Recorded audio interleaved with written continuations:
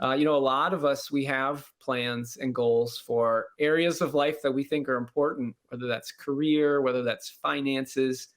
If we build a house, we'll have an architectural plan. But many of us haven't thought about the need for that in our parenting world. Your parents did something really interesting with you, and I would love for you to tell this story because it really does kind of launch this book into what it is.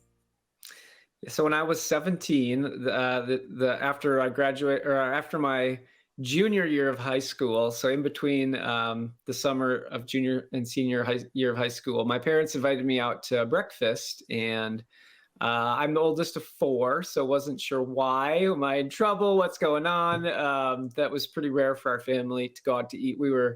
My parents were in full-time ministry, so they were on a pretty tight budget, and oldest of four. But we went out to breakfast, and my parents slid a piece of paper across the table, and they said to me, "Josh, is there anything on this list that you feel like we haven't accomplished in your life up to this point?" And what they essentially were doing was inviting me to assess their parenting. And on that list, I looked at it, and it was my childhood and my teen years flashed before my eyes, and there were check marks and dates on there as they had in their mind accomplished different things. And there were all sorts of things with character qualities and spiritual study habits, tools, prayer and Bible study kinds of things. And there were life skills that they thought were important, and manners and how to shake a hand, all kinds of things like that. And I do remember saying to them, I saw small engine repair on the list and said, that's not me. So they crossed it off graciously. But essentially, that was what they had used to help plan and set their goals. And they would go away about once a year, and they would, each four of our kids go, "Okay, what did we do? And what do we need to be doing working on this next year?" And they would systematically work through things like that. And they did that for their parenting years. And so they were, as almost a senior, they wanted to put the finishing touches before they launched me into adulthood. And, and that kind of carried over for my wife and I into our years as parents, and provided a helpful model for us just in planning and intentionality. And I think you're right, Yvette, that a lot of us, we have plans and goals for areas of life that we think are important, whether that's career, whether that's finances. If we build a house, we'll have an architectural plan. But many of us haven't thought about the need for that in our parenting world. Yeah. And put some goals out there.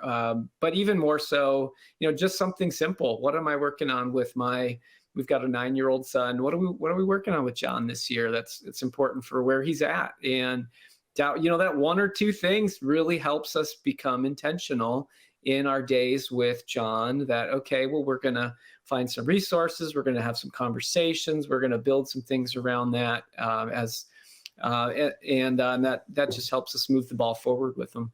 Yeah, that's so fun. Did you have any idea that your parents had this list that existed as a child? Or, obviously you knew they went away once a year, but did you know that they were going away and planning how they were going to, intentionally raise you for that next year and your siblings?